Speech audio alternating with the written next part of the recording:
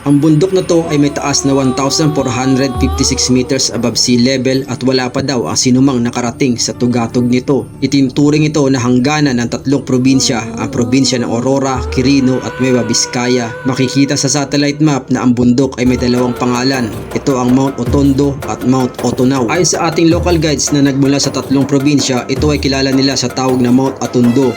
Ngunit wala silang alam na teorya o kasaysayan ng bundok kung bakit ito naging pangalan. Malayo at misteryoso pang bundok na ito, kaya't samahan nyo kong lakbayin upang makita ang natatanging ganda ng kalikasan hanggang sa tugatog ng Mount Atondo.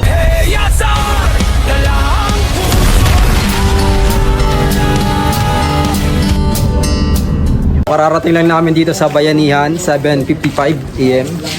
So, diretso kami dito sa Bayanihan Tribe Hall para i-discuss ulit itong 3D map.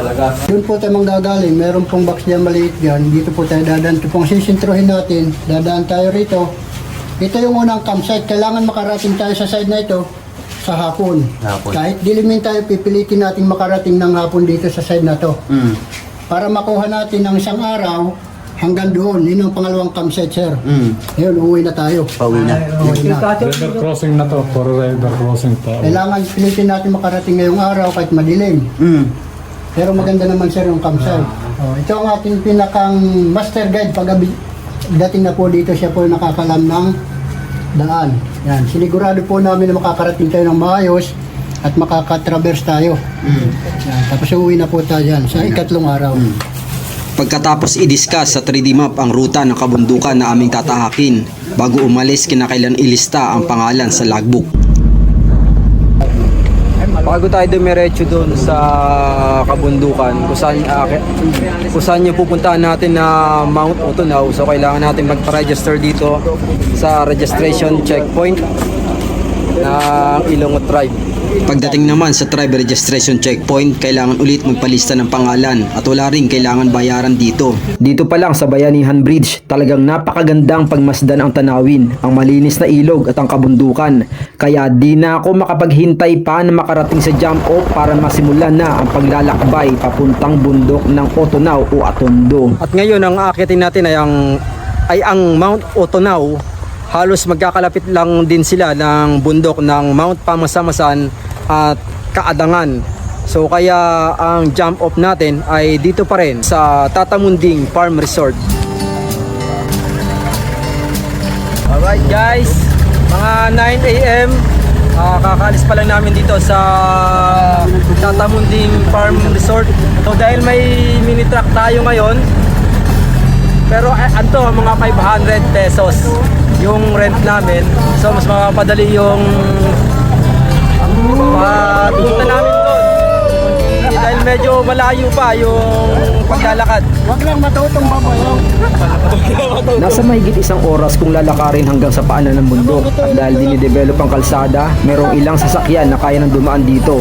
Ito yung jeep truck na gamit panghakot ng mga buko at mag-offer din sila ng service na pwedeng maghatid hanggang sa paanan ng bundok. Kasalukuyang dinedevelop yung daan na ito. Dati nung unang pinuntahan namin itong lugar na to, halos makikita nyo yung lawak ng katubigan ng ilog. Ngayon medyo natatabunan na ng mga lupa dahil gagawing kalsada ito patagos ng Quirino Province.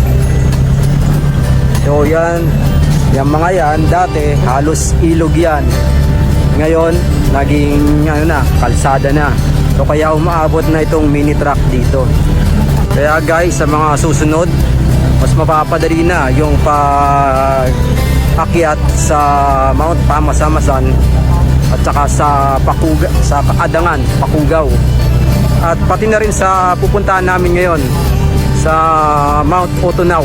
So 3 buwan lang yung nakalipas, malaki na yung naging improvement ng kalsada na ito ng Bayanihan na sinasabing patagos ng Quirino. Dahil itong daan na to, nung pinunta namin nung November 2023, masukal pa to, halos gubat. So dito kitang-kita yung mga bakas ng pagtibag sa kabundukan na to para gawing daanan So swerte daw dito yung may mga may-ari ng mga lupa dito, yung may mga nyogan. Siyempre pag na-develop na yung lugar na to, magtatayo na sila ng mga kabahayan dito sa gilid. Sarap ng biyahe, parang ayaw ko pa bumaba. Okay, hanggang dito na lang. Saan kuya rin lang ang pasok dito?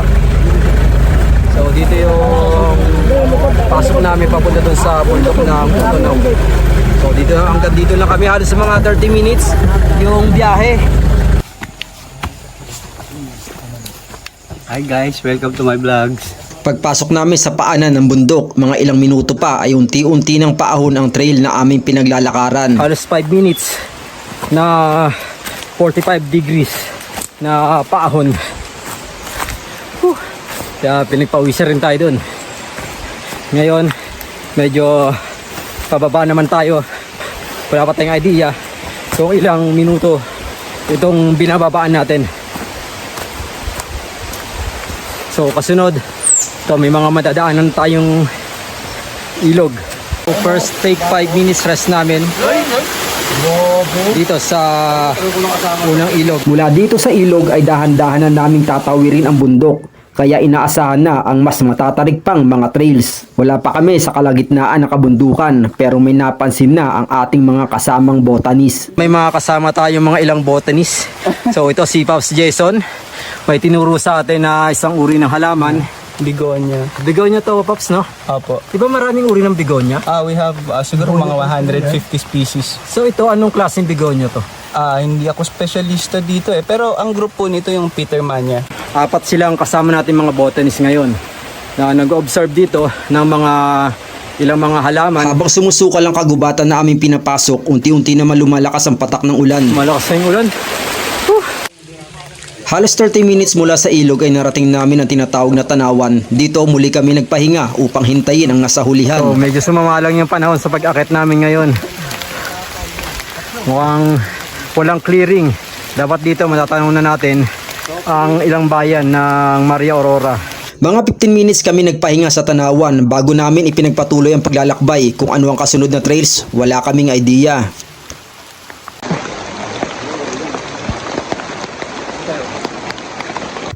12:10 PM narating namin ang last water source kung saan may mga naiwang nakatambak na troso. Dahil legal daw noon ang pag-angkat ng mga punong kahoy dito sa kabundukan kung may kaukulang permiso ng tribo.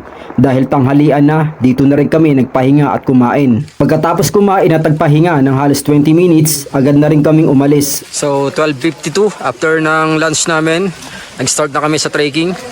Mula doon sa pinagdaanan namin hanggang dito sa may pinagkainan namin ng tanghalian at hanggang dito sa kinatatayuan ko, may mga maayos pa rin na trail at hindi natin kinakailangan mag-bushwalk. Hanggang dito medyo malinis pa rin ang trail na aming pinaglalakaran. Ayon sa aming guide, daanan daw ito ng ilang mamamayan mula sa liblib na kabundukan upang mamili sa bayan.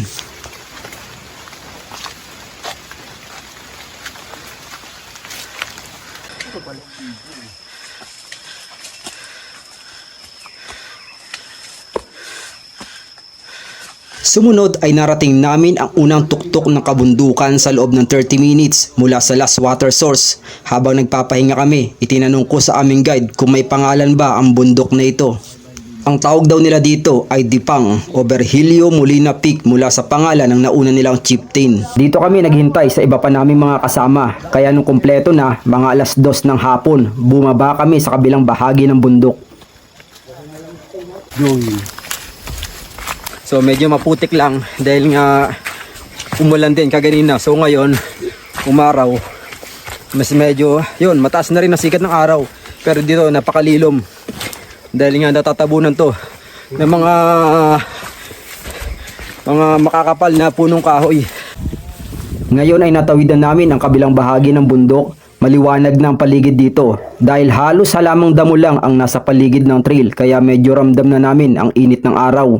Dito napansin namin ang maraming tumubong isang uri ng pitcher plant na Nepenthes alata. Ang uri naman ng lupa dito ay luwad o clay kaya sobrang lagkit kung nababasa.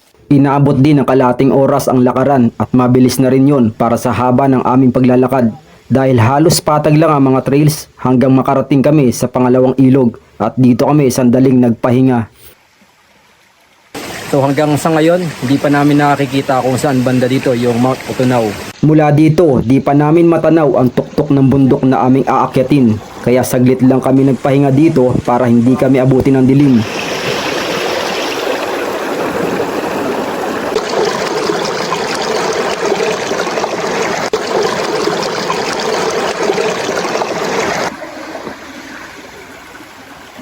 Nasa 10 minutes ang river trekking at 15 minutes naman ulit sa maputik na trail hanggang marating namin ang ikatlong ilog.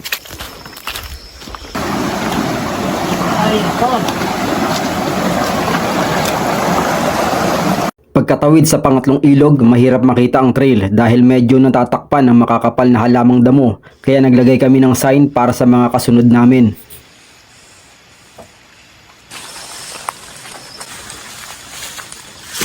Pagdating sa pang-apat na ilog, dito kami naghintay sa iba pa naming mga kasama upang magdesisyon kung dito na lang magtatayo ng campsite o itutuloy ang paglalakad hanggang marating ang campsite sa paanan ng Mount Atondo. Mula dito sa ilog kung saan hinintay namin yung mga ibang mga kasama namin na nahuli, mga 1 oras pa bago marating yung target namin na campsite. Dahil once na marating namin yon, mas madali namin marating bukas ang summit ng Mount Utunaw. So kaya ngayon pa lang pinupush na namin na marating yung campsite na yon, kahit alam namin na abutin na kami ng dilim. So nasa alas 5 ang oras ngayon ng hapon, alas 5 ng hapon. So mga 1 oras maaaring abutin na kami ng dilim bago marating yung campsite. Nasa 15 minutes na kami nakalayo sa ilog at sa mga oras na to, magkakalayo na rin ang aming distansya sa paglalakad. Medyo lumayo na rin ang distansya ng nasa unahan ko dahil kumukuha ko ng magandang spot ng video. Kaya minsan naghahabol ako para maabutan sila. Dahil kaunting makakuha ka lang ng spot, may iwanan ka na, lalo na yung mga mabibilis yung mga kasama mo. At sa di inaasahang pangyayari. So, naranasan natin mahulog sa bangin. Dahil nga nagkakahiwa-hiwalay kami, so may nauuna. Dahil ngayon ako yung nag-iisa ngayon. So kung makikita niyo pinagbagsakan ko, buti na lang makapal pa yung talahiban at hindi ako dumire-diretso dun sa ilalim. Nasa alas 6 na ng hapon, inaasahan ko na ganitong oras narating ko na ang campsite, pero wala pa akong naririnig na ingay mula sa mga naunang kasama ko. Kaya naisip ko mukhang malayo pa talaga ang campsite. Hapon, madilim na dito sa kagubatan. So hindi ko na maabutan yung nauuna sa akin simula nung nahulog ako dun sa bangin, at mukhang malayo rin ang distansya ng mga nasa ulihan ko. So, sa tingin ko tama pa naman yung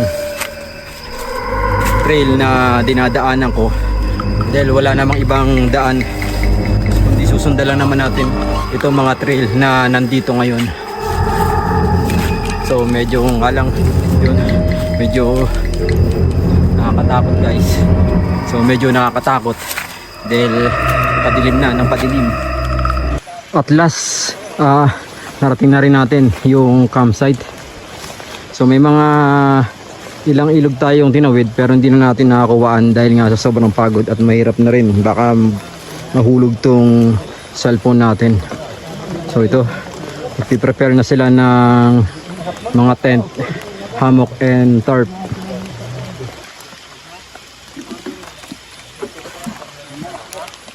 Sinakdo mito tao. Ha? Sinakdo.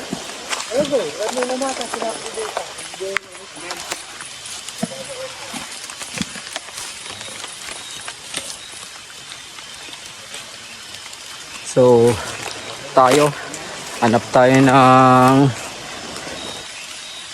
pagtatalian ng hammock. Okay, patayin ko muna para maghanap ng sasabitan ng hammock. Dahil malapit sa ilog ang campsite, pwede ka na rito maghugas o maligo bago matulog. So Yun, na-set up na natin yung hammock. So, nilagyan natin ng tarp. Halos mga 9 hours namin narating ang campsite na to mula nung pagbaba namin sa mini truck. So, pumasok kami ng kabundukan mga alas 10 ng umaga. So, narating namin tong campsite halos 10 minutes to 7. So, ang inaakala namin na mula doon sa ilog na 6 hours, mga 6 p.m. mararating na namin to, hindi pala. Mga halos 10 minutes to 7. So, madilim-dilim na. At least, kapag set up pa rin kami ng maayos na mga hammock at tent. Yung mga botanist, ngayon pa lang nakarating. Kasama yung ilang guide natin. Yung head guide, si Sir Ariel. So, medyo marami silang mga nadaan ng mga halaman. So, kaya ngayon pa lang sila nakarating.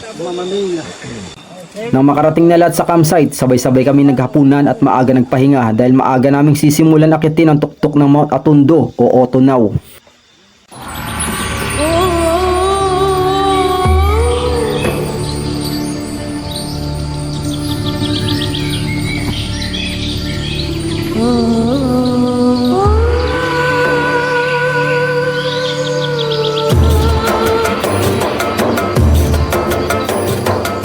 Kinabukasan, habang naghahanda at nagluluto ng agahan ay nakipagkwentuhan ako sa aming mga kasamang mga guides. 3 probinsya ang nahati sa bundok na aming aakyatin bilang pagsunod sa kanilang batas ng tribo. Hindi pwedeng pasukin ng ibang tribo ang di nila lupaing nasasakupan o hunting ground. Kaya nagkaroon na 3 guides na representative sa bawat probinsya. Mula sa Aurora ay si Konsehal Rapi Diginat, sa Quirino ay si Konsehal Banilaw Salo at si Tatay Jun Kamingan ng Nueva Vizcaya. Kaya para sa kaalaman ng ilang hikers o mountaineers kung bakit mahalagang may kasamang local guides sa pag-akyat ng bundok, hindi lang para sa kaligtasan kundi pagrespeto sa mga nangangalaga nito. Kasi ganito yan, may batas ang tribo. Sabihin na natin nagpaalam sila sa ahensya ng turismo. Nakakayat sila sa bundok ng Ulur. Hindi nila kalala ang mga tao. May mangyari sa kanilang masama, kami pa rin ang sisisihin nila. Kaya kung maaari, sa lahat ng mga mountaineers na gustong umakyat na hindi kailangan ng buo, hindi yun susuli. Kasi for safety. Bago namin iwan ang campsite para akyatin ang tuktok ng bundok, nagbigay muna ng panalangin at paalala si Sir Ariel. Mag-iingat kayo marami sa paglalakad. Walang iwanan. So 8:24 nag-start na yung trekking namin paakyat doon sa Mount Otonaw. Tamang-tama ang umagang ito at makakapag-exercise ang aming mga tuhod dahil sa tabi ng campsite paahon agad ang trail. Dito kami aakyat. Sa tansya ng aming guide na si Tatay Jun, nasa 5 oras bago marating ang tuktok ng bundok dahil hindi pa daw nila ito nararating. 5 hours daw yung trekking papuntang summit. Sumunod ay flat ridge ang aming tinatawid para sa karugtong na bundok. After 15 minutes mula dun sa campsite, banayad na uli yung pinaglalakaran namin. Nakakahingal na. Alam namin na paahon ulit ang kasunod, kaya sandaling nag-ipon ulit kami ng lakas. Pagdating sa karugtong na bundok ay sa gilid naman kami dinadala ng trail. Tansya ko nasa 1 metro ang lapad na kung walang mga makakapal na punong kahoy, sigurado malulula ka sa mga bangin hanggang napansin na lang namin na nasa gitna na kami ng masukal na kagubatan. Matagal na panahon na rin daw na hinto ang ginagawang pag-aangkat ng mga punong kahoy dito, pero bakas pa rin ang mga pinagdaanan ng laging at may mga troso pa na naiwan. Kung susundan ang laging trail, hindi ito ang direksyon para marating ang tuktok ng bundok, kaya bago pa makarating kung saan itinuro na ni Tatay Jun ang posibleng direksyon. Ito yung laging trail. So ngayon, babaguhin natin yung trail natin paakyat ng Otonaw. Sa laging trail, kung saan lumihis tayo pa kanan, so Hunter Trail na yung itong pagdadaanan natin. Nasa halos 1 oras na marating namin itong Hunter Trail. Kung iisipin, may 4 na oras pa bago makarating sa tuktok ng bundok. Lumipas pa ang ilang minuto, magkakalayo na ang aming mga distansya sa patuloy na pag-akyat. Tama ba yung daan?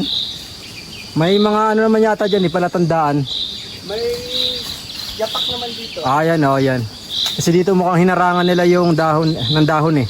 Pagkatapos ng mga kalahating oras na paahon mula doon sa pagpasok natin sa unang Hunter Trail. So, mukhang nakikita kong paahon na to. So, hindi pa natin alam kung dire-diretso.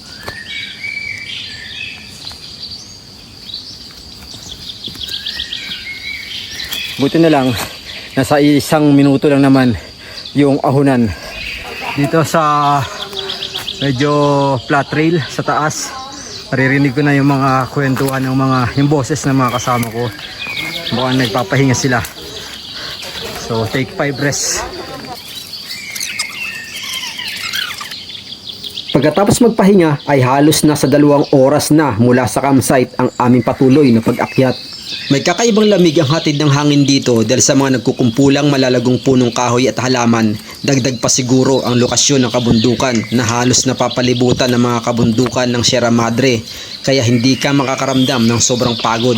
Ang mga trails na paahon na tinatayang nasa 45, 55 to 60 degree ay hindi naman dire-diretso. Inaabot lang ito ng nasa 3, 5 hanggang 15 minuto at nasusundan ito ng flat trail na inaabot ng 1 minutong paglalakad. May ilang halaman din ako nakita rito na ngayon ko pa lang nakita, kaya sandali kang mapapahinto para tignan ang mga ito. Sa mga karanasan ko, kapag malapit na sa tuktok ng bundok, dito ay wala ng tubig na mapagkukunan mula sa ilog o bukal. Maring pagkunan mo na lang ay ang mga punong kahoy at halaman. Isa sa nalaman ko ngayon ay ang ratan na pwedeng sipsipin ang tubig nito. Uhaw ka na. Pakita ko yung tulo. Ayan o. Ayun, okay. Lakas o. Habang papalapit sa tuktok ng bundok, isang 30 minutes straight incline na halos 45 to 60 degree ang aming pinagdaanan. Habang papalapit tayo sa summit, so halos nakaka-experience na tayo ng halos 30 minutes na yung tinatahak natin na paahon. So andito yung mga kasama ko. So makikita nyo na talagang paahon. Halos papalapit na kami sa tuktok. Halos wala ng trail. Dito na gumagawa na lang ng daan yung guide natin.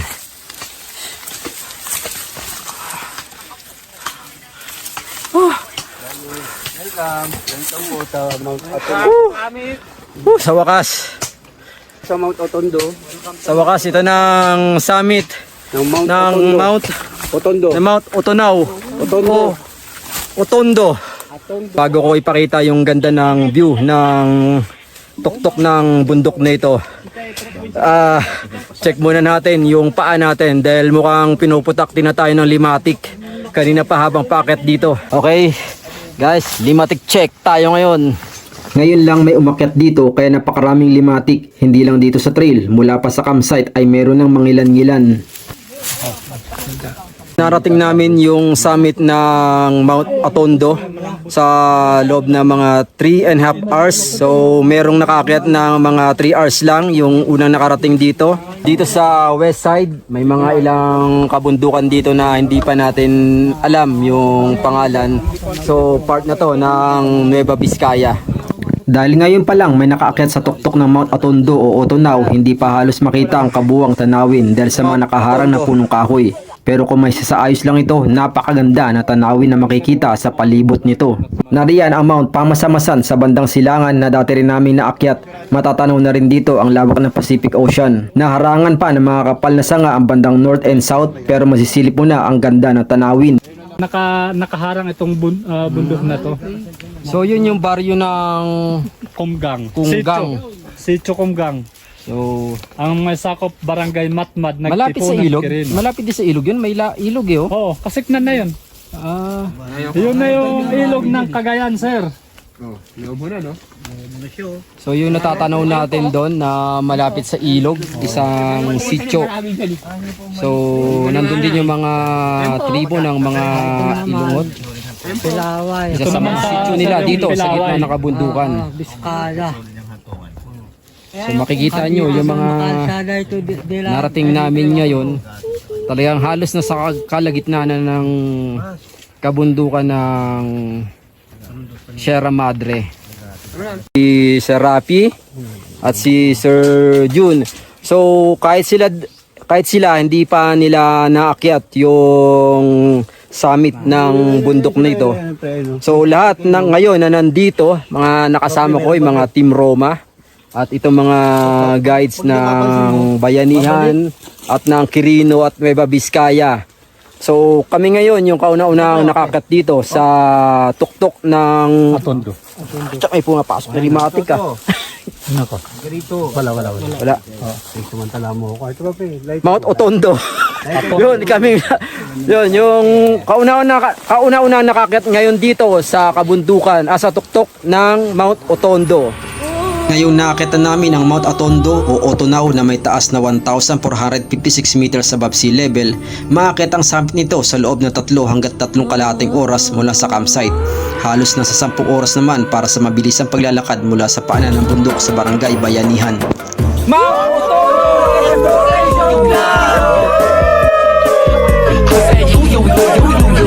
You should just let me freak you